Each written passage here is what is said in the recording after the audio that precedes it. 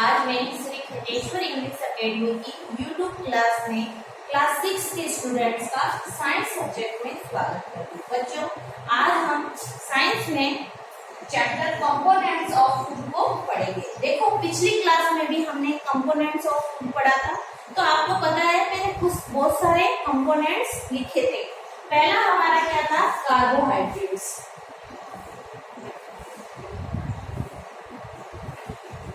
क्या था? कार्बोहाइड्रेट्स। तो बच्चों, जो ये कार्बोहाइड्रेट्स था, इससे हमें क्या मिलती है? एनर्जी मिलती है। क्या मिलती है? एनर्जी। और ये हमने बात की थी ना, जो कार्बोहाइड्रेट्स होते हैं उनसे क्या मिलती है हमें? हमारी बॉडी को एनर्जी मिलती है। और इस एनर्जी का हम यूज कहाँ करते हैं? हमारी बॉडी ग्रोथ करने में करती है, सेल को रिपेयर करने में करती है, और हमारे अलग अलग फंक्शन करने में करते हैं। कार्बोहाइड्रेट्स किसके अंदर होते हैं बेटा? स्टार्च के अंदर होते हैं, सीरियल्स के अंदर होते हैं, पल्सेस के अंदर होते हैं। और बताओ, ये डायग्राम नहीं बताया था मैंने?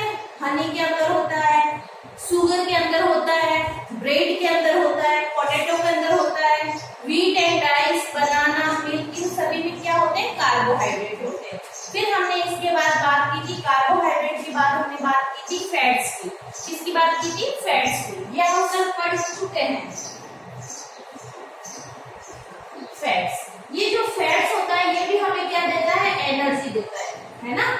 लेकिन ये एनर्जी क्या होती है? कार्बोहाइड्रेट से हमें ज्यादा मिलती है। यानी कार्बोहाइड्रेट से भी हमें एनर्जी मिलती है, लेकिन जो फैट से एनर्जी मिलती है वो कार्बोहाइड्रेट से मिलने वाली एनर्जी से ज्यादा होती है।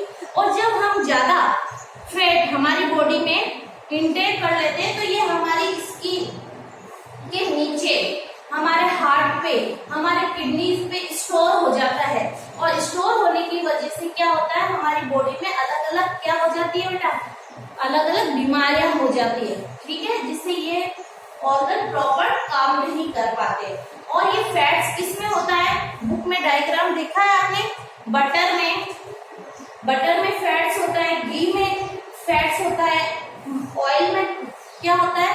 फैट्स होते हैं। और ये क्या है? साथ में मीट में होता है, फिश में होते हैं, एग में होते हैं, और साथ में नट्स में क्या होता है? फैट्स होता है। फिर हमने बात की थी, जो फैट्स होते हैं वो दो तरीके के होते हैं। एक होते हैं एनिमल फैट्स, एक होते हैं प्लांट फैट्स। जो एनिमल फैट्स होते हैं वो एनिमल से मिलते हैं, और जो प्लांट फैट्स होते हैं वो हमें प्लांट से जैसे हमें कहाँ से मिलते हैं? नट्स वगैरह होते हैं, ऑयल हो गया, ये सारा हमें प्लांट से मिलता है। और एनिमल फैट्स में हमें क्या मिल गया? जैसे एग हो गए, फिश हो गए, घी हो गया, ये सब कुछ क्या हो गया? Animal fat. फिर हमने बात की थी प्रोटीन की। किसकी बात की थी हमने? प्रोटीन की, प्रोटीन्स की।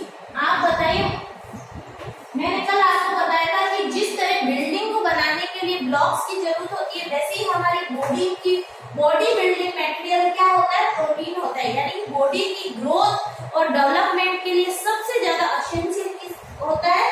प्रोटीन होता है। तो ये प्रोटीन हमें किस में मिलता है? पल्सेस में मिलता है। और बताइए, जिस तरह फैट था ना एनिमल, वैसे है ना प्रोटीन में प्लांट प्रोटीन और एनिमल प्रोटीन होते हैं।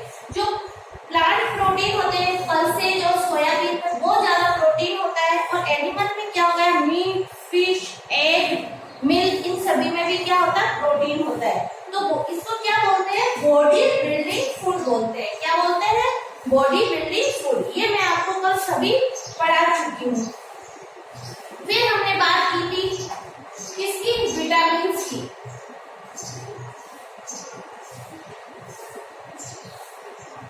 विटामिन की।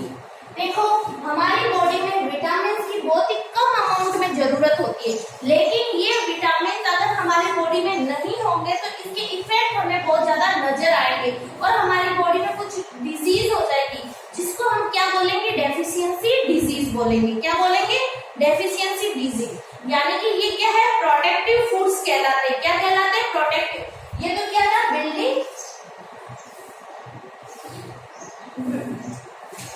प्रोटीन क्या था? बॉडी बिल्डिंग फूड्स था ना, ये तो बॉडी बिल्डिंग फूड था। और ये क्या है? Protective food. ठीक है, vitamin A, B, C, D, E, F. आगे आपके बुक में पूरी डिटेल दे रखी है, तभी हम पढ़ेंगे। ठीक है, तो विटामिन क्या होते हैं? जिस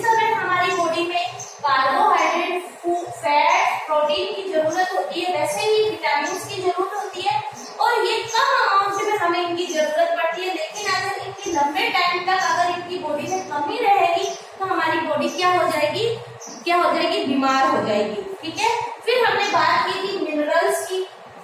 ठीक है, इधर लिख देती हूँ।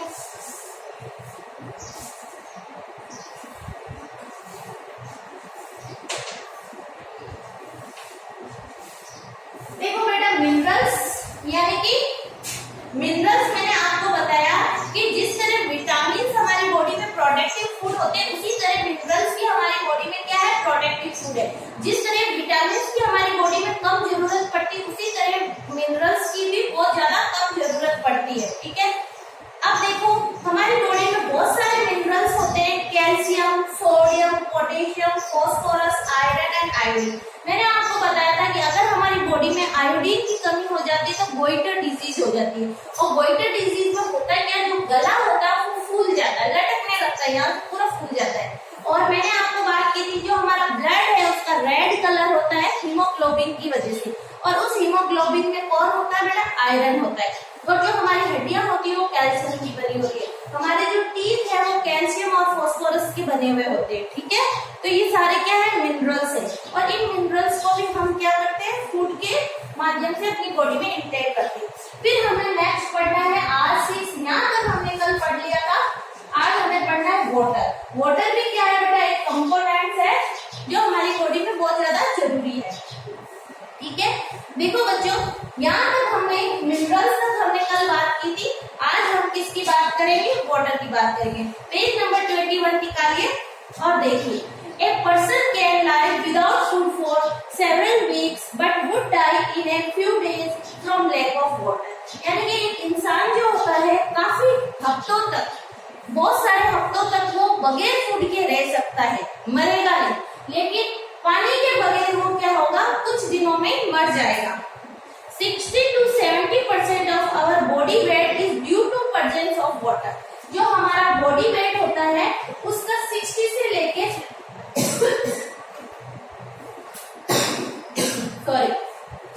जो हमारा बॉडी वेट है उसमें से 60 से 70% क्या होता है, हमारी बॉडी के अंदर वाटर होता है। ठीक है, हाँ, weight is due to the presence of water. Most of this water is present in the cell of our body. और ये water हमारी बॉडी की सेल के अंदर रहता है। Some water lies in space between the cells. और कुछ water क्या होता है, दो सेल के बीच में स्पेस होता है ना, वहाँ रहता है।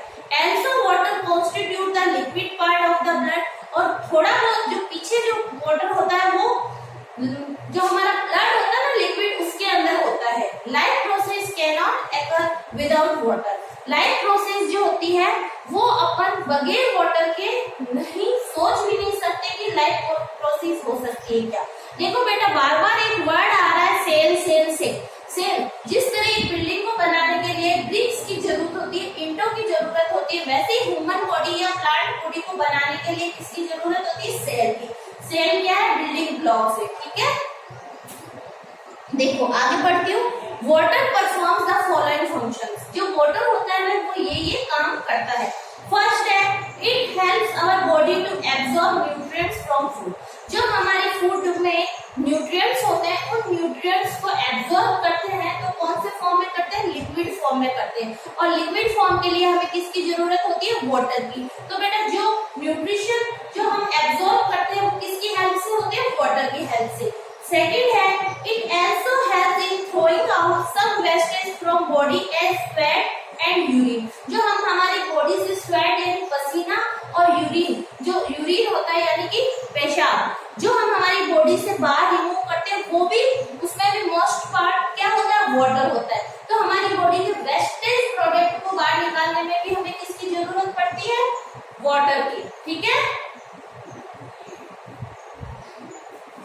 नेक्स्ट है, it regulates the body temperature. अब बेटा हमारी जो बॉडी का टेम्परेचर है उसको रेगुलेट, उसको नियंत्रित करने का काम भी किसका होता है, वाटर का होता है। आपको पता है हमें पसीना आता है, गर्मियों में हमें ज्यादा पसीना आता है, सर्दियों में हमें पसीना नहीं आता। तो हमें गर्मियों में पसीना क्यों आता है, क्योंकि हमारे बॉडी से जो छोटे छोटे हेयर, जो हाथों पे जो हेयर्स होते हैं उनके ऊपर उनके नीचे क्या होते हैं, छोटे छोटे पोर होते हैं, छोटे छोटे छेद होते हैं। उन छेद से पसीना बाहर आता है तो हमारी बॉडी का टेम्परेचर क्या हो जाता है, कम हो जाता है। और उस पसीने में क्या होता है, पानी तो होता है, तो वाटर से हमारी बॉडी का टेम्परेचर भी क्या होता है, कंट्रोल होता है। फिर है it maintains the size and form of the cell, यानी जो सेल होती है उसका फॉर्मेशन भी वाटर की वजह से होता है और उसकी साइज को क्या करता है, मेंटेन करके रखता है। It is a part of our body and forms a medium for most of the reaction occurring in our body. जो वाटर होता है वो हमारी बॉडी का मेन पार्ट है और इस वाटर की वजह से हमारी बॉडी में अलग अलग डिफरेंट एक्टिविटीज होती रहती है, ठीक है, और रिएक्शन होती रहती है। We lose a lot of water in the form of sweat and urine. हम यूरिन और स्वेट में बहुत सारा वाटर हमारी बॉडी से लॉस कर देते हैं। Some of this loss of water is recovered by the water we take in our food. और ये जो कमी हो रही है यूरिन और स्वेट की वजह से, जो बॉडी में से जो वाटर की कमी हो रही है, वो कमी हम अपने फूड की वजह से वापस ले लेते हैं, ठीक है। Vegetables and fruit contain large quantities of water. जो वेजिटेबल्स होती है और जो फ्रूट्स होते हैं उनमें क्या होता है, बहुत ज्यादा लार्ज अमाउंट में क्या होता है, वाटर होता है, तभी तो हम उनका जूस बनाते हैं, है ना। आगे, it does not provide any energy to our body but play a vital role in our body. जो वाटर होता है वो हमारी बॉडी में एनर्जी तो प्रोवाइड नहीं करवाता है, लेकिन बहुत सारे इंपॉर्टेंट रोल जरूर अदा करता है हमारी बॉडी में। If a person loses a lot of water, the blood becomes thicker and its movement in the body slow down. अगर किसी इंसान के अंदर ब्लड की कमी है, अगर किसी इंसान के अंदर उसकी बॉडी में वाटर की कमी है तो उसका ब्लड गाढ़ा हो जाएगा, थोड़ा थिक हो जाएगा, थिकर हो जाएगा, है ना। गाढ़ा हो जाएगा तो फिर वो क्या नहीं कर पाएगा बेटा, वो फ्लो नहीं करवाएगा, वो बॉडी में है ना फ्लो धीरे धीरे करेगा। This causes several pain and cramps in the muscle. और इस कारण से उसके पाँव में, मसल्स में, उसकी मांसपेशियों में क्रैम्प्स आने लगेंगे। क्रैम्प्स यानी लोकल लैंग्वेज में वाइटा जिसको बोलते हैं, यानी बहुत ज्यादा दर्द होने लगेगा और क्रैम्प्स आने लगेंगे, ठीक है बच्चों।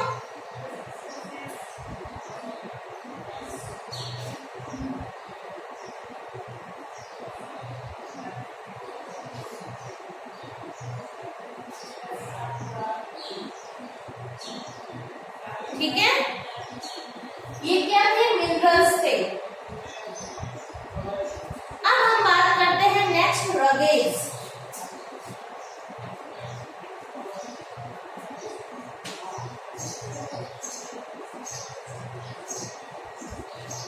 हमें देखना है ये रगेज होता क्या है।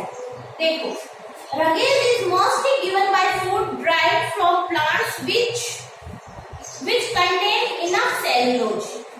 It cannot be digested by our body, but it forms an important part of our diet because of the following reasons. यानी कि रगेज बेटा वो होते हैं, हम प्लांट से क्या होते हैं, प्लांट से जो भी फूड वगैरह कुछ लेते हैं वो रगेज में ये होता है कि इनमें सेल्यूलोज बहुत ज्यादा प्रेजेंट होता है और सेल्यूलोज का डाइजेशन ह्यूमन बॉडी में नहीं होता है, लेकिन फिर भी ये हमारे खाने में प्रेजेंट होता है और इसकी वजह से हमारी बॉडी में बहुत सारे फंक्शन होते हैं। वो कौन से हैं उनको देखते हैं। It prevents constipation and ensure proper ball movement. यानी कॉन्स्टिपेशन यानी कि रगेज का मतलब होता है बेटा अपन फाइबर वगैरह खाते हैं ना, जिसके अंदर फिर हमें ना क्या होती है, जैसे कब्ज नहीं होता है। कॉन्स्टिपेशन यानी कि कब्ज नहीं होती है और हम आसानी से हमारा पेट क्लियर हो जाता है और भरा भरा रहता है। It aids blood to our food since it is not digested, it pass down the entire digestive tract from the mouth to the anus. The muscles of the digestive tract need this bulk to push against, like squeezing toothpaste out of a tube. यानी जिस तरह toothpaste अपन है ना, toothpaste जो होता है उस tube में से दबा के बाहर निकालते, उसी तरह ये रगेज जो होते हैं वो हमारे इंटेस्टाइन में एंटर करने के बाद आसानी से दबाव लगा के बाहर निकलते हैं, जिससे हमारी इंटेस्टाइन अच्छे से प्रॉपर तरीके से वर्क कर पाती है और इससे कॉन्स्टिपेशन नहीं होता है। नेक्स्ट है nutrients in some common food items. ठीक है, देखो each food item that you eat has several nutrients nutrients some in greater quantity and other in lesser quantity. यानी कि जो हमारा खाना होता है उसमें न्यूट्रिएंट्स हम कभी कभी तो बहुत ज्यादा ले लेते हैं और कभी कभी कुछ की अमाउंट कम हो जाती है, ठीक है।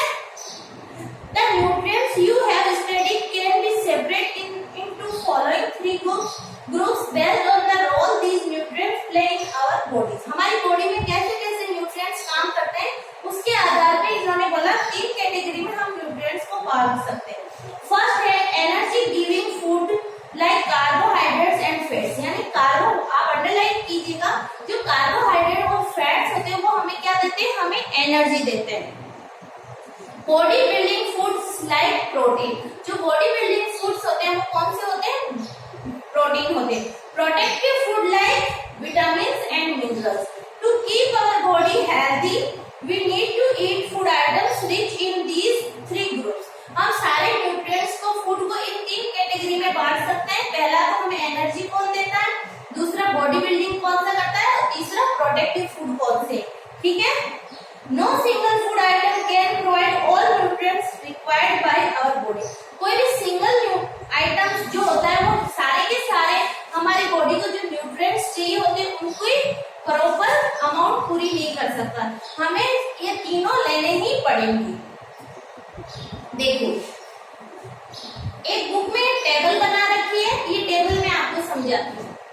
एक तरफ फूड ग्रुप है, दूसरी तरफ उसके क्या है, सोर्सेज। इंपॉर्टेंट लगा लेना बेटा, वो समझना।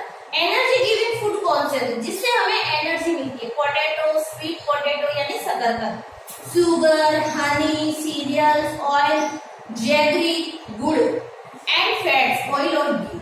यानी कि potato, sweet potato, sugar, honey, cereals, oil, jaggery and fats, इन सभी से हमें क्या मिलती है, हमें एनर्जी मिलती है। नेक्स्ट है बॉडी बिल्डिंग फूड, यानी कि प्रोटीन हमें किससे मिलता है, मिल्क से मिलता है, चीज से मिलता है, घी से मिलता है, पल्सेस से मिलता है, मीट एंड फिश से मिलता है।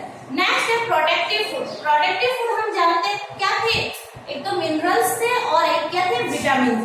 तो ग्रीन लीफी वेजिटेबल्स में क्या होते हैं, बहुत सारे विटामिन होते हैं और मिनरल्स होते हैं। Tomato, carrot, cauliflower, fruits, milk and eggs, इन सभी में क्या होते हैं, प्रोटेक्टिव फूड होते हैं, यानी विटामिन और मिनरल्स। इसमें ग्रीन लीफी वेजिटेबल्स यानी कि हरे पत्तेदार सब्जियों में होता है, टमाटर में होता है, कैरेट या गाजर में होता है, कॉलीफ्लावर फूल गोभी में होते हैं, फ्रूट्स में होता है, मिल्क और एग में क्या होते हैं बेटा, विटामिन एंड मिनरल्स होते हैं, ठीक है।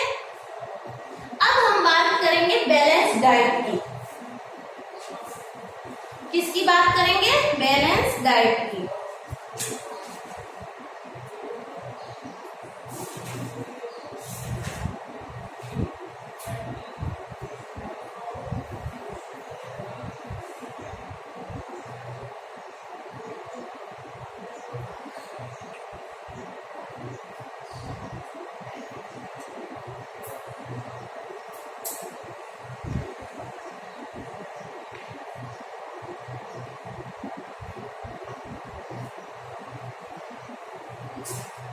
जी हाँ, अब हम बात करते हैं बैलेंस डाइट की। पेज नंबर 23 निकालिए।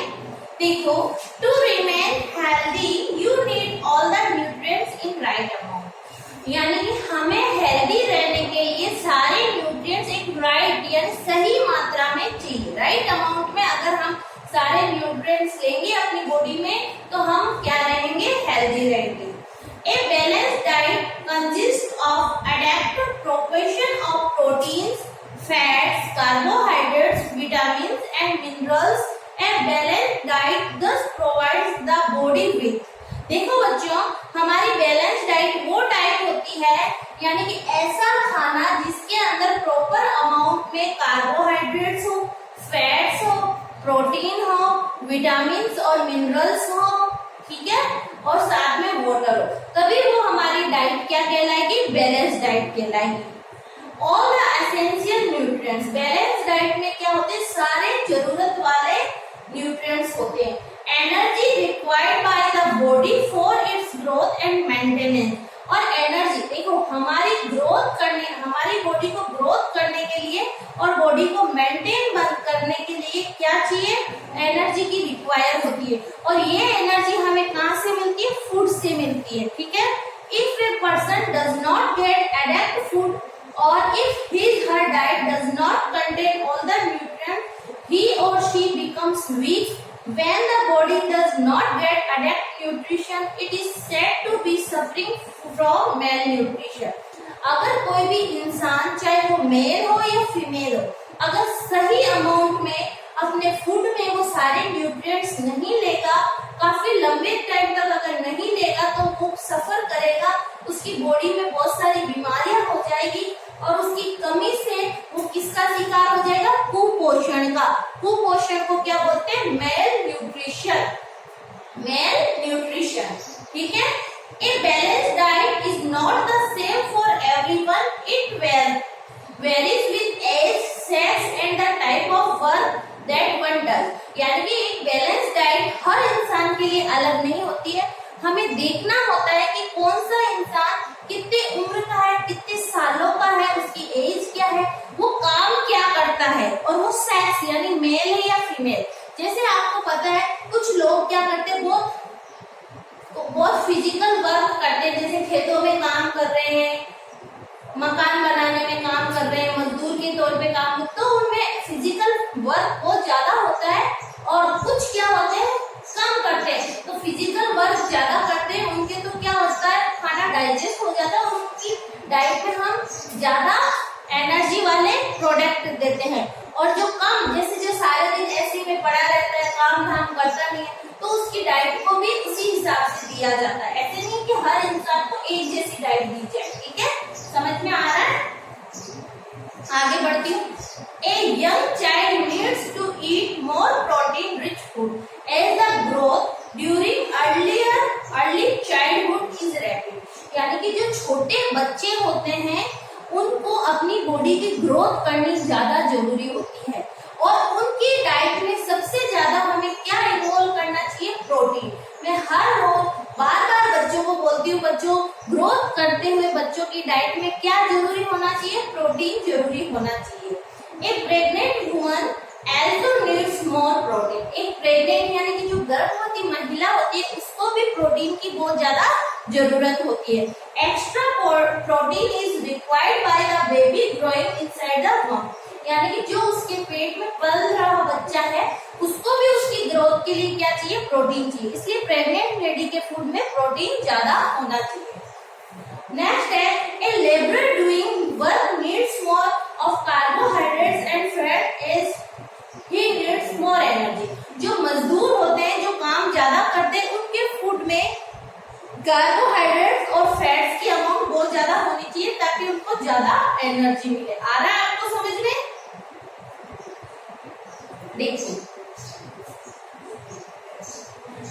Daily balance diet for a 12-year-old child. देखो बच्चों, 12 साल की उम्र के बच्चे को ये चाहिए। टेबल दिख रही है? एक बार आप बुक खोलिए, मैं बता। जो 12 years old चाइल्ड होते हैं उसकी बैलेंस डाइट में रोज क्या होना चाहिए? देखो, एक तरफ तो है वेजिटेरियन, एक तरफ है नॉन वेजिटेरियन। जो सीरियल्स होते हैं उनको 320 ग्राम पर डे सीरियल्स लेने होंगे। तो सीरियल से क्या मिलता है? कार्बोहाइड्रेट। और जो पल्सेज है वो 70 ग्राम, ग्रीन लीफी 75 ग्राम, अदर 75, मिल्क 250 ग्राम, फ्रूट्स 50 ग्राम, फैट 35 ग्राम, शुगर 50 ग्राम, ठीक है। ये सब एक 12 years old के चाइल्ड को चाहिए। डेफिशिएंसी डिजीज यानी कि बॉडी में कोई भी न्यूट्रिएंट्स की कमी हो गई है तो कौन सी डिजीज होती है? उस कमी की वजह से होने वाली डिजीज को हम क्या बोलते हैं? Deficiency disease. Many people in the world cannot afford a balanced diet due to poverty. यानी कि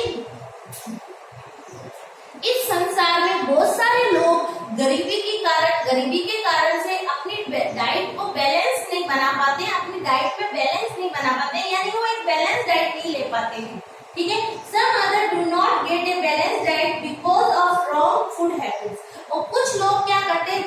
रॉन्ग फूड यानी गलत फूड हैबिट्स की वजह से बैलेंस डाइट नहीं, जैसे बर्गर खा रहे, पिज्जा खा रहे, चाउमीन खा रहे, तो बेटा ये क्या है? सिर्फ मुंह का स्वाद है और इसके अंदर न्यूट्रिशन तो कुछ होते नहीं है। तो बेटा ये बैड हैबिट हो गई फूड की, ठीक है। देखो, disease which occur due to deficiency of one और more essential nutrients in the diet are called deficiency disease. Deficiency disease वो डिजीज होती है जिसमें हमारे शरीर में किसी ना किसी एक या एक से ज्यादा न्यूट्रिएंट्स की कमी हो जाती है, जिसकी वजह से हम बीमार हो जाते हैं, और इसको हम क्या बोलेंगे, deficiency disease. Disease develop if the deficiency continuous over a long period of time, ठीक है। और ये जो डिजीज होती है वो एकदम से नहीं होती, जैसे आज मेरे खाने में किसी न्यूट्रिएंट्स की कमी है तो मेरे को आज बीमारी हो गई, नहीं। जैसे मेरे खाने में लगातार प्रोटीन की कमी है और काफी टाइम से, साल 2 साल से ये कमी लगातार है, तो मेरी बीमारी, तो मेरे को डिजीज होगी, ठीक है। Deficiency disease can not be transmitted from one person to another and can be prevented by eating a balanced diet. यानी कि जो डेफिशिएंसी डिजीज होती है वो एक इंसान से दूसरे इंसान में नहीं फैलती है। जिस तरह अभी कोरोना फैल रहा है ना, एक से दूसरे में, एक पर्सन से नेक्स्ट पर्सन में, तो इस तरह जो ये डेफिशिएंसी डिजीज होती है वो एक इंसान से दूसरे इंसान में नहीं फैलती है, और अगर हम हमारे खाने में सुधार कर ले तो इन बीमारियों से हमें मुक्ति मिल सकती है। अब देखो, अब हम सबसे पहले देखेंगे deficiency of carbohydrate. Carbohydrates are the main source of energy. हम पहले भी पढ़ के आ चुके हैं, जो कार्बोहाइड्रेट्स होते हैं वो मेन सोर्स होते हैं किसके, एनर्जी के। If your diet gives less energy than required by your body, it is deficiency of carbohydrates. अगर हमारी बॉडी को एनर्जी की ज्यादा जरूरत होती है लेकिन हम प्रॉपर ढंग से किसी काम को नहीं कर पाते और बार बार हमें थकावट होती है, इसका मतलब हमारे किसकी डेफिशिएंसी है, कार्बोहाइड्रेट्स की। People with carbohydrate deficiency in their diet are weak and do not have enough stamina. और कार्बोहाइड्रेट की बॉडी में कमी होने से क्या होता है, उनके अंदर स्टेमिना नहीं होता। स्टेमिना हम बोलते हैं ना, आज तो मेरे काम करने की हिम्मत ही नहीं है। ये जो हिम्मत होती है ये क्या है, स्टेमिना। जैसे एक बच्चा भागता है वो थकता नहीं, और दूसरा बिल्कुल जल्दी से थोड़ा सा भागता है और थक जाता है। जो थकता नहीं उसका स्टेमिना ज्यादा है। तो कार्बोहाइड्रेट क्या करता है बेटा, स्टेमिना को इंक्रीज करता है। They can not be bear physical and mental strain. और ये क्या होता है, जिनमें कार्बोहाइड्रेट की कमी होती है उनका मेंटल और फिजिकल स्ट्रेन भी सही नहीं होता है। Excessive intake of food is called over eating and it leads to a condition called obesity. अब क्या होता है, कई बार हम ज्यादा कार्बोहाइड्रेट खाने लग जाते हैं, यानी कि हमें जरूरत ही नहीं होती है, हमारी बॉडी को जितनी रिक्वायरमेंट होती है उससे ज्यादा हम खाने लगते हैं, तो ये हमारी बॉडी में फैट के रूप में नीचे जमने लगता है, और इसको हम क्या बोलते हैं, ओबेसिटी बोलते हैं, यानी मोटापा। इंसान मोटा हो जाता है। This is a condition in which the body tends to gain weight and become fatty. और इस ओबेसिटी कंडीशन में क्या होती है, बॉडी फूलने लगती है और वेट गेन करने लगती है और फैटी हो जाती है। Obesity leads to problem of the heart. Overweight people are not very active. जिनका ओवरवेट होता है वो ज्यादा एक्टिव भी नहीं होते और इनमें हार्ट डिजीज होने लगती है। तो बच्चों, आज हमने वाटर के बारे में देखा, यानी कि हमने आज क्या क्या पढ़ा, हमने आज वाटर के बारे में देखा, रगेज के बारे में देखा, और फूड आइटम्स कौन कौन सी कैटेगरी में होते हैं उनको देखा, फिर बैलेंस डाइट की बात की, फिर हमने डेफिशिएंसी डिजीज जिसमें हमने डेफिशिएंसी ऑफ कार्बोहाइड्रेट को पढ़ा। नेक्स्ट डेफिशिएंसी को हम कल पढ़ेंगे। Thank you class, thank you students.